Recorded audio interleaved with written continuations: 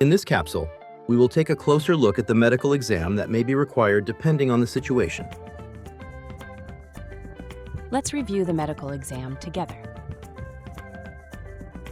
Like myself, you could be required to get a medical exam for immigration purposes as part of your study permit application. If your study program is 6 months or less, you do not have to get a medical exam, except if you plan to work in certain sectors of activity where public health protection requires it. If your study program is more than 6 months, you must get a medical exam if one of these two situations applies to you. During the year preceding your arrival in Canada, you have lived for more than 6 months in one of the designated states. You will find the list of designated states on the IRCC website. You plan to work in a field where public health protection is deemed essential. These fields of work include healthcare, clinical laboratories, primary or secondary schools, and any other field putting you in contact with a vulnerable population. In my case, I need to get a medical exam, but it cannot be given by any doctor. It must be performed by a panel physician. On the IRCC website, I will find a list of panel physicians in my country. I must contact a panel physician myself to make an appointment. If no panel physician is available in my country, I must select one in the nearest place to my country of residence.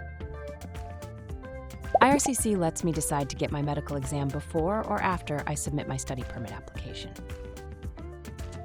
If I get the exam before, the physician will send me the results, a copy of which I will then upload along with my study permit application from my account on the IRCC website. That option could shorten the processing time of my application. If I get the medical exam after having sent my study permit application, I will have to wait for IRCC to send me an instructions letter in my online account. Then I must follow the instructions included in my letter. Failing to do so could result in my application being denied. Once my exam is done, it is up to the physician to send my results directly to IRCC.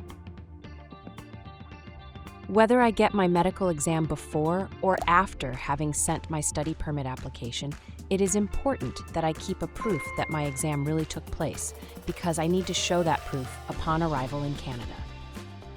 I have to pay fees for my medical exam, and if additional costs are required for other tests, analysis, scans, or consultations with specialists, I will also have to pay for them.